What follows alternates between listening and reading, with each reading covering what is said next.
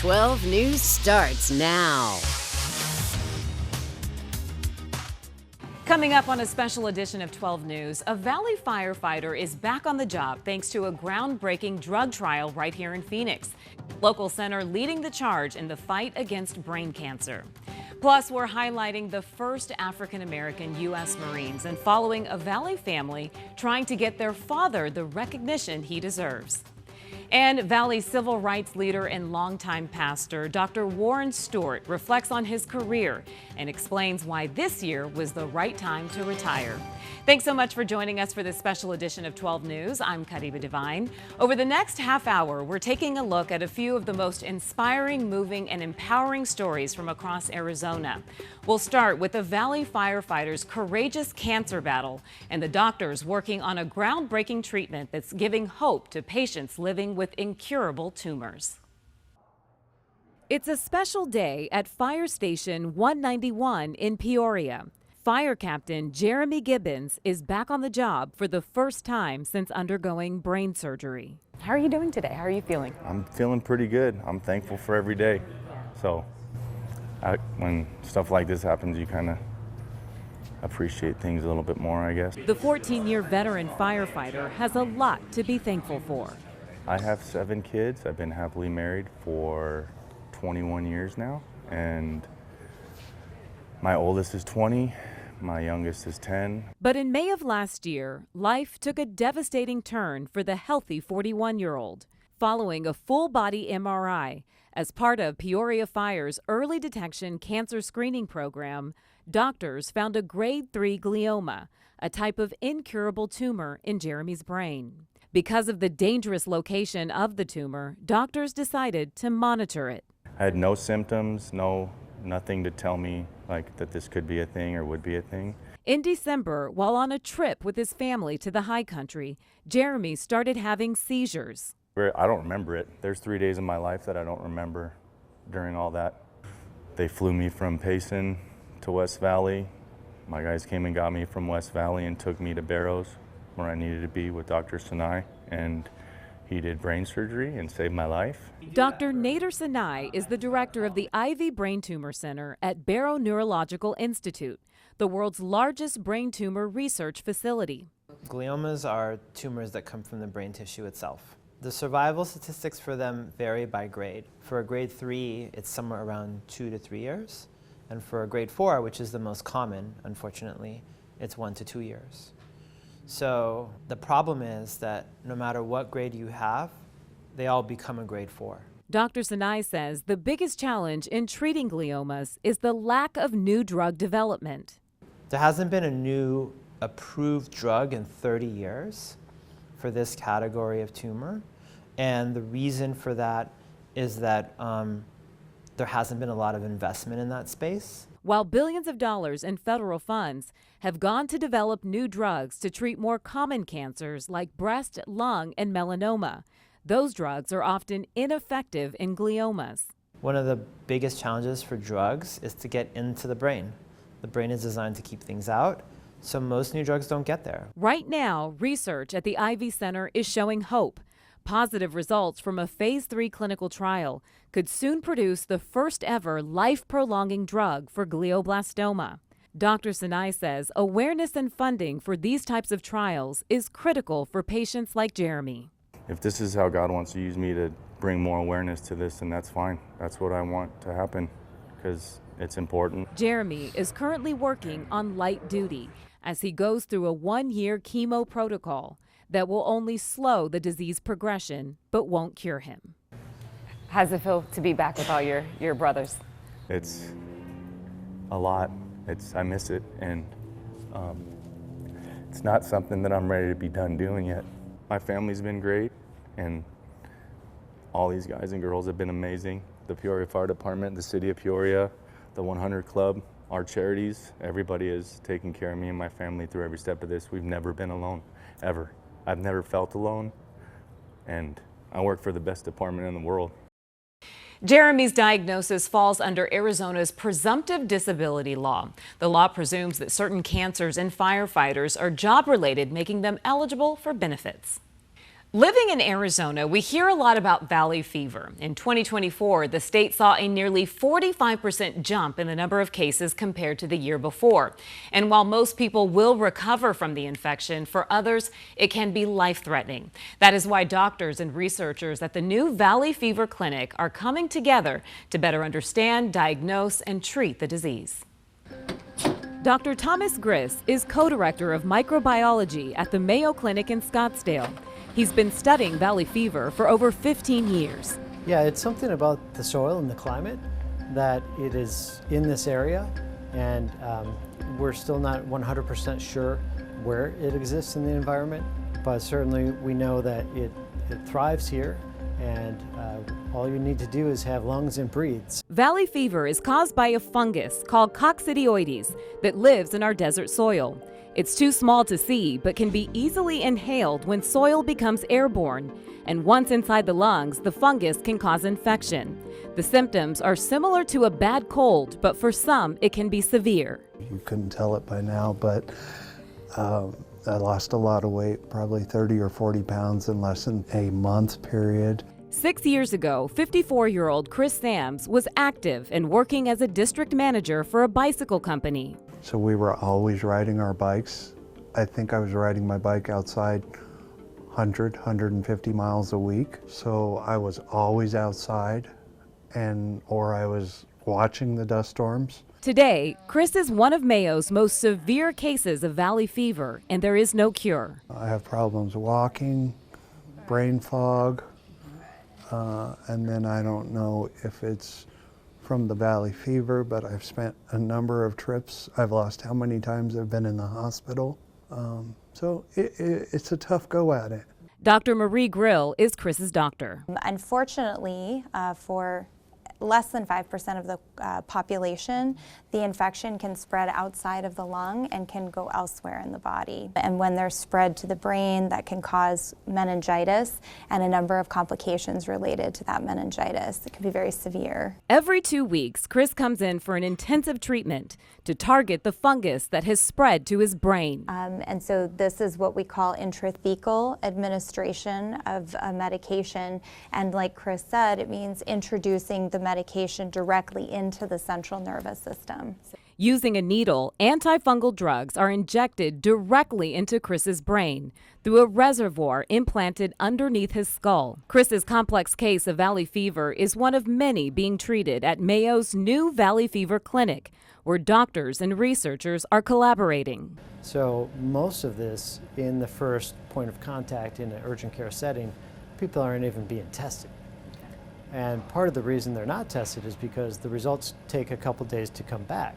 Dr. Griss, along with researchers from ASU, are focused on improving testing. They've invented the world's first rapid blood test for valley fever. So this is our prototype valley fever serologic test.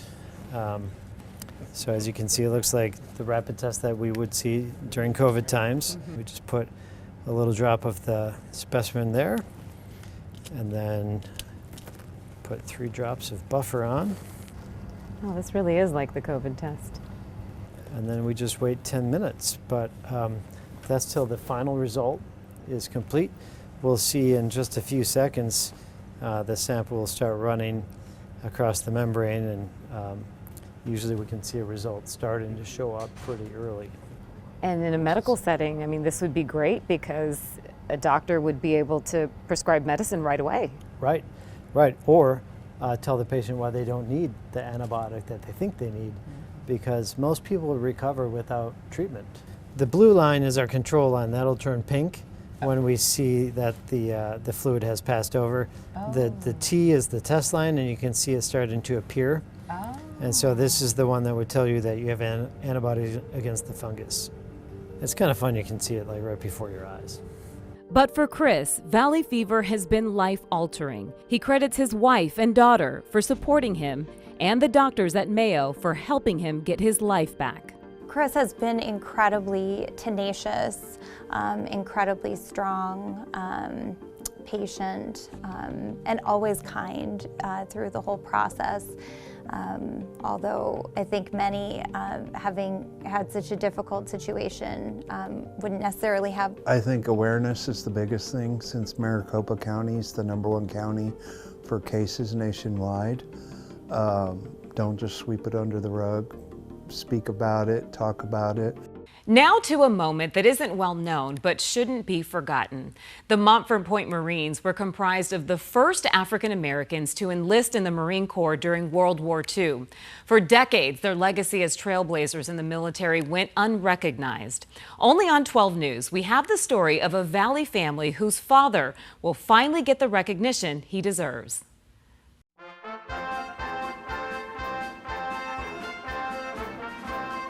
It's a part of our history, and it should never be forgotten.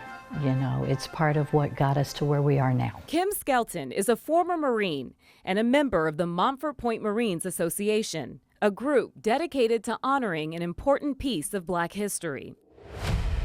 The Montford Point Marines were the first African Americans to enlist in the U.S. Marine Corps, breaking racial barriers during World War II. Nobody wanted the Black Marines. So, you know, they had a lot of things that they had to go through, basically just to prove that they were worthy to be there. Between 1942 and 1949, over 20,000 Black recruits trained at Montford Point Camp near Fort Lejeune in North Carolina. The camp was segregated, and while there, the Black Marines endured racism and subpar conditions. And they made it harder. Yeah. The training was actually harder for them because they were trying to make them fail. They expected them to fail, but they didn't. African American Marines were initially banned from combat roles, but eventually thousands of Montford Point Marines would serve bravely in some of our nation's bloodiest battles in Iwo Jima, Okinawa, and later Vietnam. Their contributions paving the way for President Truman's 1948 executive order ending segregation in the military. And in 2012, President Barack Obama posthumously awarded the Montford Point Marines with the Congressional Gold Medal, formalizing their legacy in America's history. So posthumously, they're being awarded as the families are being found and contacted. So there's, you know, it's just kind of find them when you can. Little did Kim know she would find one of those trailblazing men in a place she didn't expect. We were having Thanksgiving dinner here. Former NFL player Joe Jackson is Kim's cousin. And somehow I got to talking about it, and I showed you his honorary discharge. And then that just lit a candle for her. She said, oh my goodness, the Montford Point Marines. The pieces didn't come together for me until he pulled out the discharge certificate, and I could see everything written right there.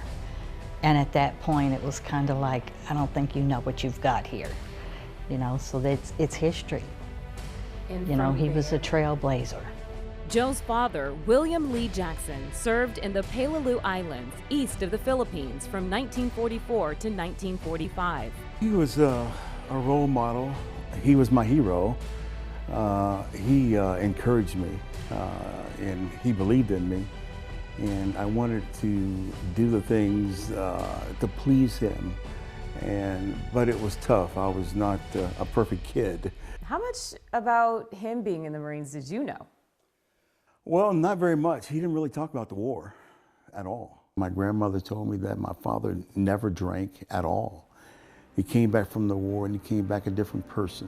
After the Marines, Joe's father worked 26 years as a letter carrier for the U.S. Postal Service while putting his 5 kids through college. He died at age 57. So what do you want people to know about your father's contribution? I was thinking about that too. You know, my dad didn't do anything extraordinary. You know, he served his country. And the reason why we have this award is because of an injustice, not because my father was a valiant soldier and saved, you know, a platoon. But it's because of something that should have happened that didn't happen. And 80 years after his service to our country, Joe's father was awarded a Congressional Gold Medal at a ceremony in June. Still Still ahead, Pastor Warren Stewart reflects on his recent retirement and a career filled with activism and service to the Valley.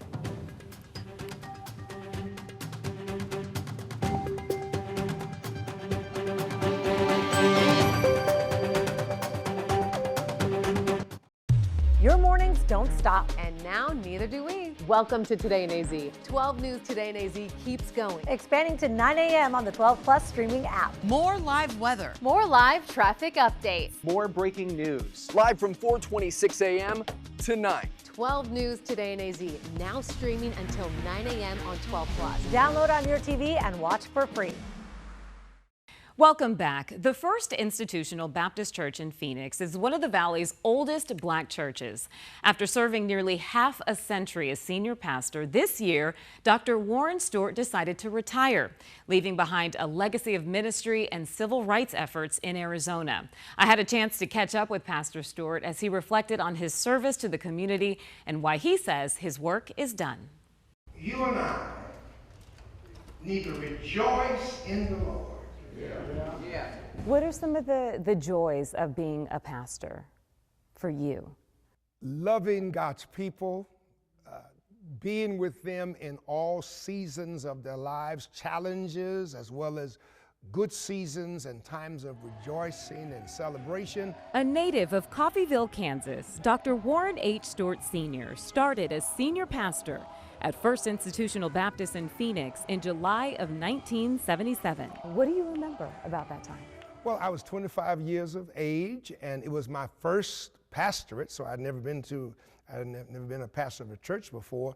So all of this was new. I was a neophyte. I was the new kid on the block, and I had OJT, on the job training. Guided by one of his life's mottos from Proverbs 16:3. Now, almost 50 years later, Stewart leaves behind a legacy as an iconic spiritual leader and a champion for social justice. We are obviously operating with a different set of principles. In a historic move in 1989, Stewart led the fight to change legislation in Arizona, making Martin Luther King Jr. a paid holiday. Even after Ronald Reagan, a very well-known Republican president, signed it into law as a federal holiday, and Arizona refused to do it. I want to go to Jordan. Stewart has crossed the globe, preaching in 61 countries, expanding numerous ministries, and standing at the forefront of social justice movements in Arizona.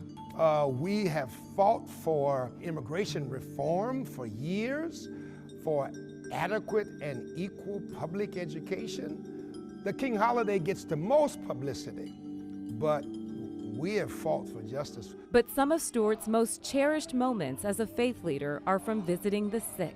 Going there to stand beside families who are going through very difficult times, that even when people are transitioning, they are leaving this world, to be right there and to be allowed in some of the most intimate moments in people's lives. That is so very meaningful to me. His decision to retire came during a mission trip to Ghana in November of 2023 with his wife, Karen. God kind of spoke to me while we were in Africa and said, look, Warren, it's okay. You don't have to prove anything to anybody else. You can prepare to retire. And I came back, I told our leaders, my work is finished. Oh, I love and I said in the most positive, faithful way. You have to know when your work is done. Many people stay too long in different positions, and it leads to the detriment of those that they are leading and to themselves. While Stewart is looking forward to taking some time to rest, he says he'll continue to mentor the next generation of young faith leaders. And so my goal is to get the Christian faith back to relationships, not religion. Are you going to miss it? Because oh, Lord Jesus. I mean, am I going to miss it? I mean, I try to stop crying every time I think about I'm getting ready to retire. I mean, this church has been my life for almost 50 years. And so this is a very emotional transition for all of us. And as for what he wants his legacy to be, I hope people will say that Pastor Stewart loved the people, loved the community, and stood for Jesus and justice. That's all I want. Earlier this year, Phoenix Mayor Kate Gallego reacted to the news of Pastor Stewart's retirement by saying he left a lasting mark on Phoenix and beyond. And she added that his impact will be felt for generations. After the break, meet the Valley team behind a new app that's helping people with disabilities find more accessible options when dining out.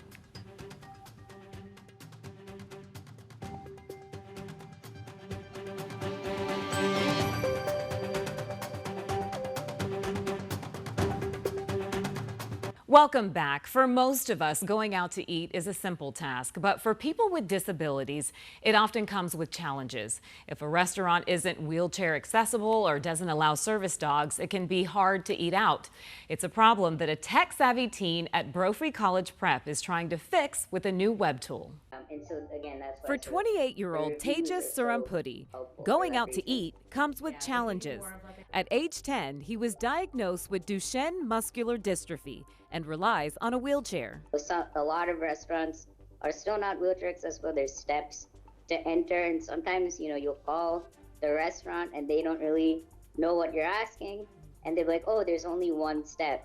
And it's like, well, one step is one step too many. Tejas is the inspiration behind a new website designed by his 16-year-old cousin, Sanjit. I thought it was insane how he couldn't eat food at a restaurant because of his wheelchair. So then he and I got together and tried to figure out a solution to the problem. Sanjit Krishnamurthy was introduced to coding by his father at the age of 7. Now a junior at Brophy Prep, Sanjit and his older brother Rohit are the creators of Dineability.com. The site is an online guide to accessible dining for people with disabilities. You can search two ways. You can do it by place or restaurant specifically. They came up with the idea to scavenge the internet for restaurant reviews on sites like Yelp and other platforms. We searched for specific keywords like wheelchair, dog, deaf, blind, ramp, and we pulled those reviews in, and then we used a ChatGPT API to give us sentiment analysis. Currently, in its beta phase, the site allows users to select a category to get detailed customer reviews related to accessibility. We have deaf-friendly, blind-friendly, wheelchair-friendly, and dog-friendly. This one has 3 dog positive reviews. This one is not blind-friendly. 83-year-old Mark Shapiro suffered a stroke 3 years ago and uses a wheelchair to get around. I'm liking this app because it'll show which restaurants ahead of time have all the accessibility that I would need, and if I'm not sure something, I can call them and find out. Dineability.com currently covers Phoenix and San Francisco, with plans to expand to other major U.S. cities. Sanjit says his hope is that people with disabilities like his cousin Tejas can have the best dining experience possible despite their challenges. I'm just happy to help him dine easier, because it's a tough process for him and like several other individuals. Thanks everyone for joining us for this special edition of 12 News. And don't forget, you can find more 12 News content streaming exclusively on 12 Plus. All you have to do is download 12 Plus on your TV and you can watch us for free anytime. It's available on Apple TV, Fire TV, and Roku devices. Thanks for watching, everyone.